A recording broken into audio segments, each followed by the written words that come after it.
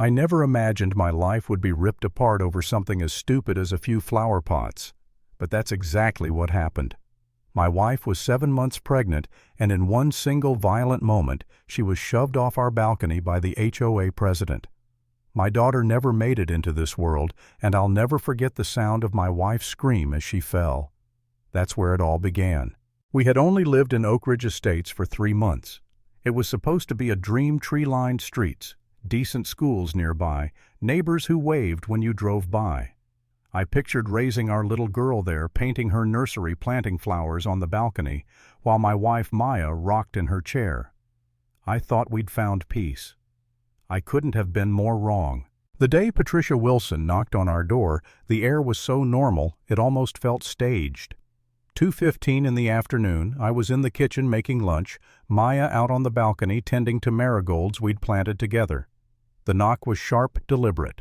I opened the door to see a woman whose face was a mask of permanent disapproval. Tight bun, pulling her skin, thin lips pressed together, eyes scanning me like I was already guilty. "I'm Patricia Wilson, president of the Oak Ridge Estates HOA," she announced, clutching a leather folder like it was a badge of honor.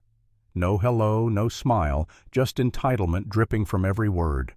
Before I could even respond, she shoved past me into our apartment, heels clicking against the hardwood. "As president, I have the authority to inspect potential violations," she snapped, walking straight toward the balcony. My stomach dropped. I followed her quickly, heart pounding, knowing Maya would be startled. Sure enough, Patricia stormed out, her eyes landing on the neat row of pots. "Unacceptable," she barked. "Section 5.3 prohibits flower pots on balcony railings. They're a falling hazard." Maya looked up, startled but polite, one hand instinctively on her belly. "I'm sorry, I didn't realize," she began softly. "Ignorance of the rules is no excuse." Patricia cut her off. Her voice was sharp enough to slice glass. "These must be removed immediately. This is your 3rd violation." "Third?" I asked, stepping between her and my wife. "We've never received any notice." Patricia's face flushed red. "Your doormat exceeds regulation by 2 inches.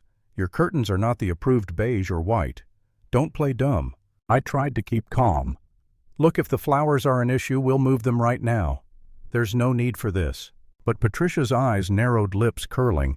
"Don't tell me how to do my job. I've run this HOA for 15 years. People like you think rules don't apply. Well, they do. There will be fines effective immediately." Her finger jabbed toward Maya's swollen belly. "You people think you're special because you're expecting. You're not." Something in me snapped. "Please step back from my wife," I said, voice low, trying to hold back the rage. And then it happened. Patricia hissed something about respect, turned sharply, and with deliberate force she kicked at Maya's legs. My wife stumbled, arms flailing, eyes wide with terror as she lost her balance. "Maya," I lunged forward but caught nothing but air. The sound of her body hitting the ground below will haunt me forever. I bolted down the stairs faster than I thought possible and found her crumpled on the grass, her dress twisted, her hands clutched around her belly. Blood stained the ground. "The baby," she whispered, tears streaming. "Something's wrong with the baby." The hours that followed blurred into ambulance sirens. Hospital corridors, forms I couldn't fill out because my hands shook too hard. A doctor finally approached, face grim. "I'm sorry, we couldn't save your daughter." My knees gave out. I asked about my wife, stable but weak. She'd lost too much blood. I thought my world had ended. 3 days later, when we returned home, a white envelope waited under the door. It was an official HOA notice, $500 fine for improper balcony usage, resulting in community disruption. Not a single word of sympathy, not a hint of remorse.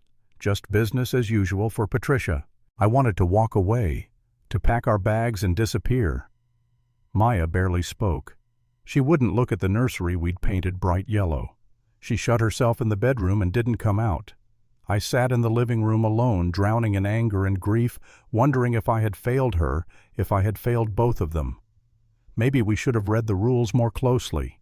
Maybe I should have stopped Patricia before she even got onto the balcony. I started to believe it was somehow my fault. And then the knock came. Mrs. Gonzalez, the sweet elderly neighbor from across the hall, stood in my doorway with tears in her eyes. "I saw everything," she whispered. "She kicked your wife. I've been too scared to speak for years, but not anymore." Her words cracked something open in me. Soon more neighbors came forward. Mr. Patel showed me a stack of fines Patricia had handed out for nonsense kids' toys left outside for minutes curtains the wrong shade of white. A former board member confessed Patricia had been embezzling funds for years. It wasn't just me. She'd been terrorizing the entire community. I started writing everything down, documenting, gathering proof. For once, my grief had direction. And when I announced a meeting at the local library, I expected maybe a dozen people. Instead, over 60 showed up. One by one they spoke. An elderly couple fined because their grandson left his tricycle on the patio. A single mom threatened with eviction over wind chimes. Parents of a child with autism harassed daily because Patricia claimed his noise was disruptive. When my turn came, the room fell silent. My voice shook, but I spoke. My wife was 7 months pregnant. Patricia Wilson deliberately kicked her during an argument about a flower pot. Our daughter Sophia will never take her first breath, never say her first word, never go to school. There were tears in that room, even from strangers. I told them it wasn't about rules or property values, it was about humanity, about safety, about dignity. By the end of the night we had signatures, more than enough to demand an emergency HOA meeting. The following Monday, the community center overflowed. Patricia walked in with her usual folder of complaints, but her confidence faltered at the sight of the crowd. She tried to call the meeting out of order, but Mrs. Gonzalez stood tall. Section 7.2 allows residents to review leadership if 20% request it. We have 63%. Patricia's face went pale. One by one, people stood to share their experiences. Then came the evident surveillance footage of her entering homes without permission, financial records showing missing HOA funds.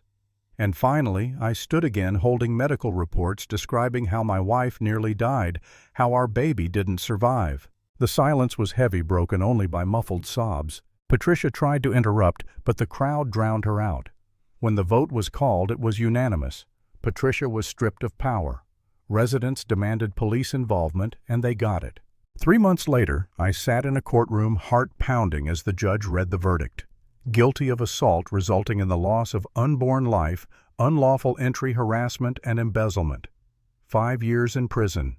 Restitution ordered to the families she had wronged. Patricia's face finally cracked rage, giving way to despair as officers led her out in handcuffs. And that was it. The moment the monster fell. All I could think was, these rules are supposed to protect people, not destroy them. And when those in power use rules as weapons, it's up to the rest of us to stand together and say enough.